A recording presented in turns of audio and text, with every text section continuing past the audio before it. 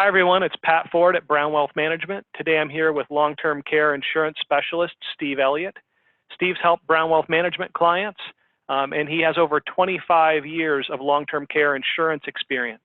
He's here today to help us understand the long-term care basics. Steve, thank you for being here. Thank you, Pat. Appreciate it. Perhaps we could start with just a quick overview of what long-term care is, how it works, and why it's important for folks to consider. So long-term care is essentially extended care that a person would need either due to an accident, illness, or age-related issue. I think a lot of times there's a misconception that long-term care is, kind of for old people. We think long-term care is when we're in our 80s, 90s. It's the result of stroke, Alzheimer's, Parkinson's. And certainly the older we get, the more likely something's going to occur. But what's fascinating is of the 12 million people nationwide who need long-term care, 40% are under 65. 40% are young. And that's mostly accidents. I mean, it's car accidents, back injuries, head injuries. I myself have done this long enough where I have claims coming in. And of all the claims I've had, it's been one of every three is some form of accident. And it's not always an end-of-life event. In some cases, people will need care for 6 months or a year and eventually get better. I understand. Okay, so what are the current costs for long-term care, and how do you see those changing in the future, Steve? Yeah, so we have a graphic here.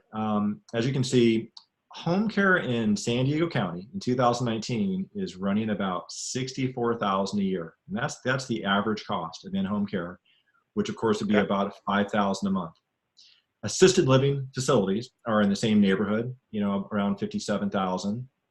Nursing homes are currently $112,000 a year in San Diego County for semi-private, $136,000 a year for a private room.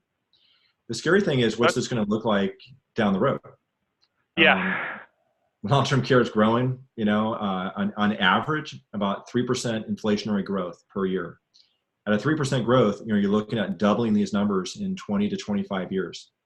So, your clients who are perhaps in their 50s and 60s, when they're looking at, what a long-term care event might look like when they get into their 80s, they could seriously be looking at, $250,000 a year for a long-term care event per year.